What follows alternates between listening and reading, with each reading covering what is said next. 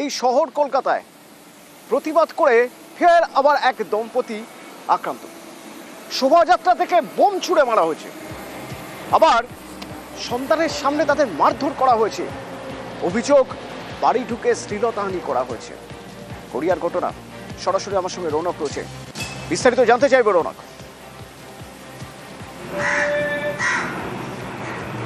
দেখা একেবারে গড়িয়ার লক্ষ্মীনারায়ণ কলোনিতে গতকাল কালী পুজোর একটি বিসর্জনের শোভাযাত্রা বেরিয়েছিল এবং সেখান থেকে এই দম্পতিদের উদ্দেশ্য করে চকলেট বোম ছোড়া হয় এবং তার প্রতিবাদ করাতেই নাকি বেধড়ক মারধর করা হয়। 14 বছরের যে শিশু, তার সামনেই তার মা এবং বাবাকে মারধর করা হয় এবং পরবর্তীতে তারা যখন তাদের বাড়িতে ঢুকে যায়, নাকি প্রায় 10 থেকে 15 জন বাড়ির ভেতরে প্রবেশ করে মহিলাকে শ্লীলতাহানি করার মতো একটা অভিযোগ তিনি সামনে এনেছেন।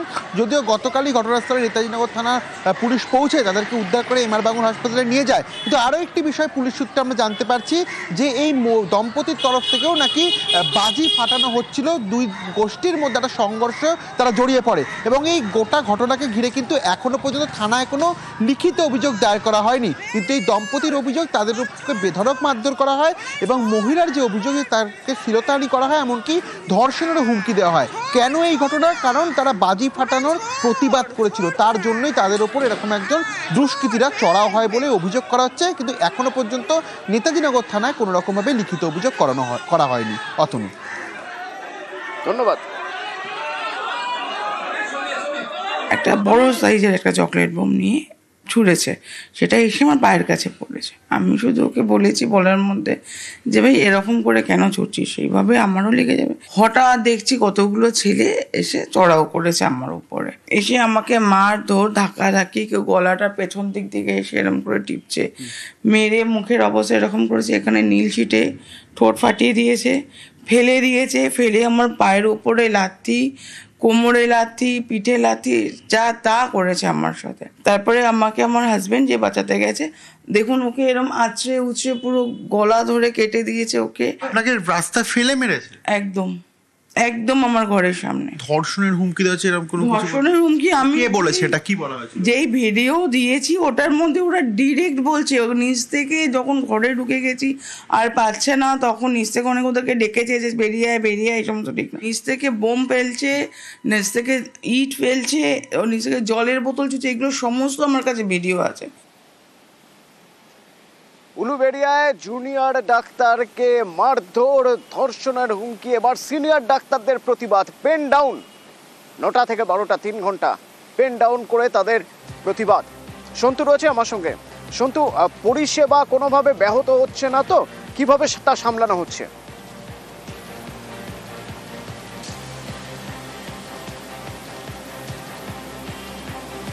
হাসপাতালে কিন্তু পরিষেবা কিন্তু স্বাভাবিক আছে, আউটডোরে যেমন চলছে তেমনই কিন্তু যে ইমার্জেন্সি বিভাগ, সেই ইমার্জেন্সি বিভাগও কিন্তু সিনিয়র ডাক্তাররা কাজ করছে। যদিও উলুবেড়িয়া সুভাষচন্দ্র মেডিকেল কলেজ হাসপাতালে যে ঘটনা ঘটেছে, জুনিয়র শিশুকে মারধর এবং ধর্ষণের হুমকির ঘটনায়, আজ কিন্তু প্রতীকীভাবে রেসিডেন্ট সিনিয়র ডাক্তারের তাদের পক্ষ থেকে কিন্তু পেন ডাউনের ঘোষণা করা হয়। সেই কর্মসূচি কিন্তু এখনো চলছে।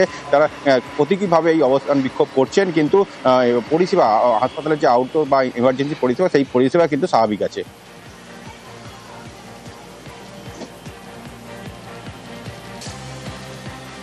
পেশেন্টের ক্ষতি বা এরকম কোনো রকম পরিষেবা কিন্তু বন্ধ নেই। এসআররা পেন ডাউন করেছে, শুধু সিনিয়র রেসিডেন্ট, জুনিয়র ডক্টর যারা, তারা পেন ডাউন করেছেন, কিন্তু সেটাও 2টো অবধি, এবং তাও জরুরি পরিষেবাও চালু রেখেছেন তারা, ইনডোর পরিষেবাও চালু রেখেছেন তারা। শুধু আউটডোরটা স্যারেরা ম্যানেজ করছেন, ফ্যাকাল্টি যারা তারা ম্যানেজ করছেন, সেটাও কিন্তু বন্ধ নেই। আর এদিকে এসএসকেএম এর যৌন হেনস্থায়, নাবালিকার যৌন হেনস্থার ঘটনায় এবার রিপোর্ট তলব করা হলো। কিভাবে হাসপাতাল চত্বরে এ ধরনের ঘটনা ঘটে, কিভাবে একজন কন্ট্রাকচুয়াল কর্মী যাকে আগে বার করে দেওয়া হয়েছিল, যে ইউনিফর্ম পরে হাসপাতাল চত্বরে ঢুকে এই ধরনের ঘটনা ঘটালো। রিপোর্ট দিতে হবে এসএসকেএম হাসপাতালের সুপারকে। আরও জানবো কি রিপোর্টে আর কি জানতে চাওয়া হয়েছে। সরাসরি অভিজিৎ রয়েছে আমার সঙ্গে। অভিজিৎ, হাসপাতালের ঘটনাকে অত্যন্ত গুরুত্ব সহকারে দেখছে রাজ্য স্বাস্থ্য দপ্তর, এবং যে কারণে রাজ্য স্বাস্থ্য দপ্তরের তরফ থেকে স্বাস্থ্য অধিকর্তা তিনি এসএসকেএম হাসপাতালের এমএসডিপি অর্থাৎ medical superintendent and vice principal বা সুপারকে রিপোর্ট দিতে বলেছেন। অবিলম্বে এই রিপোর্ট জমা দেওয়ার নির্দেশ, এবং এই রিপোর্টের ক্ষেত্রে বলা হয়েছে যে অবিলম্বে যেন সেখানে কিভাবে এই যে ওখান থেকে বহিষ্কৃত হওয়া কর্মী তিনি কিভাবে হাসপাতাল চত্বরে ঢুকলেন, এবং হাসপাতালের যে পোশাক, স্বাস্থ্যকর্মীদের যে পোশাক, সেই পোশাক করে পেলেন, এবং একই সঙ্গে ট্রমা কেয়ার সেন্টারে সেখানে ভেতরে কি করে প্রবেশ করলো, নিরাপত্তার তাহলে কি ব্যবস্থা ছিল, বিস্তারিত রিপোর্ট জানতে চাওয়া হয়েছে। এবং এই ঘটনাকে অত্যন্ত গুরুত্ব সহকারে বিবেচনা করা হচ্ছে, এবং পাশাপাশি বলা হচ্ছে যে কোনোভাবেই এই ধরনের ঘটনা বরদাস্ত করা হবে না, সেই বার্তাও দেওয়া হয়েছে। এবং সুপারকে বলা হয়েছে অবিলম্বে যেন রিপোর্ট জমা দিতে হবে, এবং বিস্তারিত রিপোর্ট, পুঙ্খানুপুঙ্খ রিপোর্ট চেয়ে পাঠানো হয়েছে রাজ্যের স্বাস্থ্য অধিকর্তার তরফ থেকে। অতনু, ধন্যবাদ।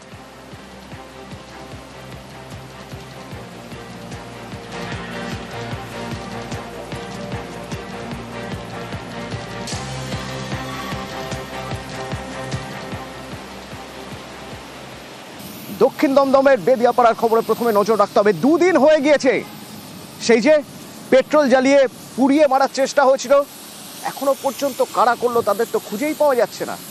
এখনো পর্যন্ত অভিযুক্তরা অধরা। অভিযুক্তরা আবার কাউন্সিলর ঘনিষ্ঠ বলে অভিযোগ। তো এই কাউন্সিলর যাকে খুনের চেষ্টা করা হয়েছে বলে অভিযোগ, তাকে হাসপাতালে দেখতে যান। দেখতে গিয়ে নাকি তিনি বলেন না, বলেন থেকে বড় কথা, তিনি চাপ দেন যে যাদের বিরুদ্ধে অভিযোগ তাদের নামগুলোকে বাদ দিতে। কেন না, তারা তার ঘনিষ্ঠ বলে, এরকমই অভিযোগ উঠছে। আমার সঙ্গে অনুপ রয়েছে সরাসরি। অনুপ, এই কাউন্সিলরের সঙ্গে যখন আমরা দুপুরে কথা বলি কাল, তিনি বলেন এটা একটা নিছক দুর্ঘটনা। আবার এই কাউন্সিলরই যখন ওই জখম ব্যক্তিকে দেখতে যান, তখন সেখানে গিয়ে বলেন দোষীরা সাজা পাবেই, আইন আইনের পথে চলবে। ওই কাউন্সিলরই আবার নাকি চাপ দিচ্ছেন যাদের বিরুদ্ধে অভিযোগ তাদের নামগুলো এফআইআর থেকে বাদ দিতে।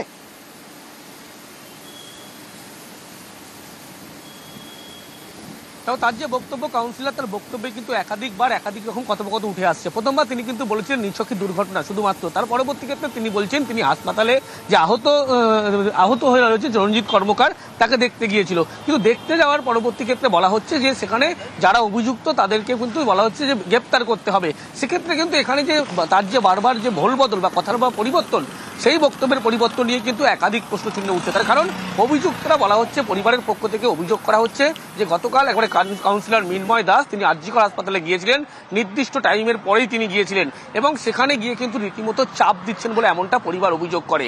এবং চাপ দেওয়ার পাশাপাশি ভিডিও রেকর্ড করা হয়। বলা হয় যে মূল যে অভিযুক্ত সুমন বন্দ্যোপাধ্যায় এলাইস বাগান, তার নাম কিন্তু সেখান থেকে বাদ দেওয়ার কথা। এখানেই কিন্তু একেবারে যে বক্তব্য পরিবারের, সেই বক্তব্য চাঞ্চল্যকর তথ্য উঠে আসছে। যদিও মৃন্ময় দাস গোটা বিষয়টি কিন্তু এখনো পর্যন্ত জানিয়েছেন সম্পূর্ণ মিথ্যা অভিযোগ, তিনি তৃণমূল কর্মী তাই দেখতে গিয়েছিলেন, এর পিছনে অন্য কোনো কারণ নেই। যদিও তৃণমূল কর্মীর কথা বলছেন মৃন্ময় দাস কাউন্সিলর।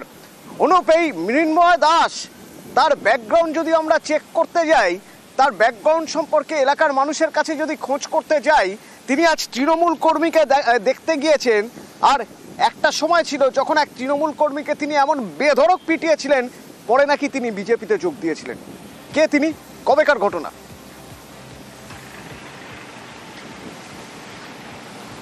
তবে 1 বছর আগে যে কালী পুজোর সময় মূলত একটি গন্ডগোল, যেখানে সোশ্যাল মিডিয়া একটি পোস্ট করে নিয়ে গন্ডগোলের সূত্রপাত হয়, সেক্ষেত্রে তাকে বলা হচ্ছে কৃষ্ণ সাউ, তিনি কিন্তু তৃণমূল কর্মী ছিলেন, তাকে বেধড়ক তিনি এবং তার অনুগামী তারা বেধড়ক মারধর করেছিল।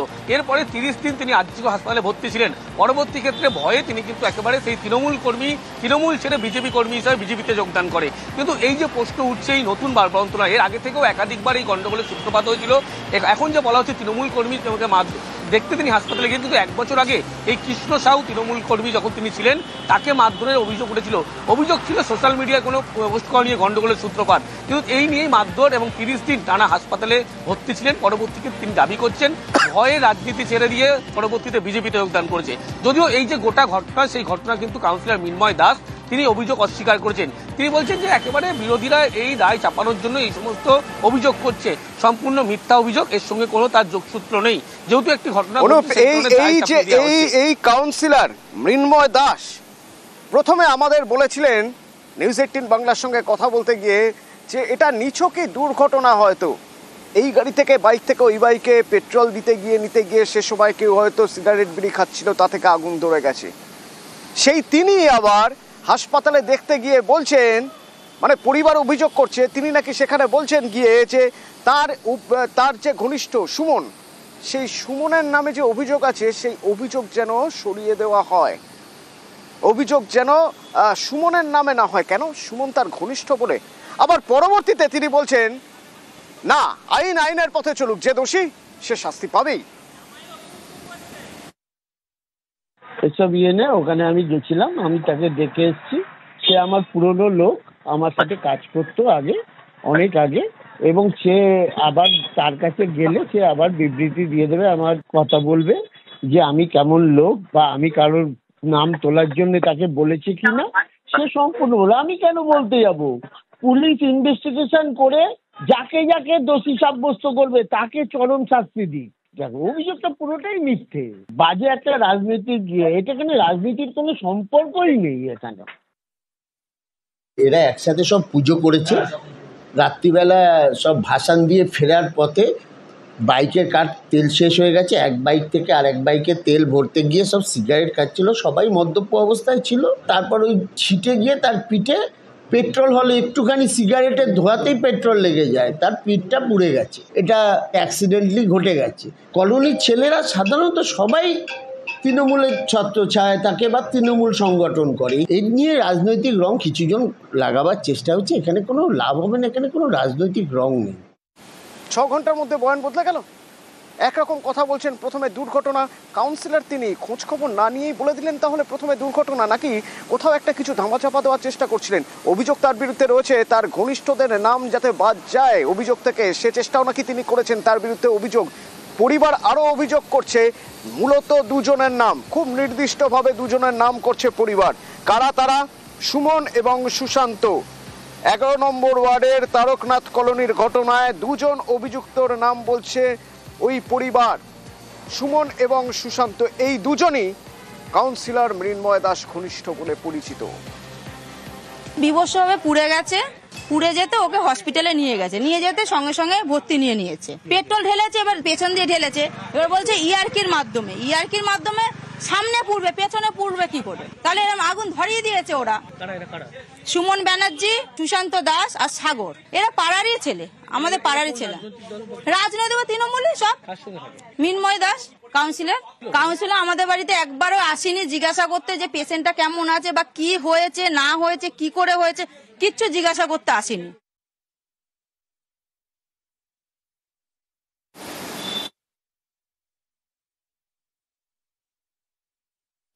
হাইকোর্ট চত্বর থেকে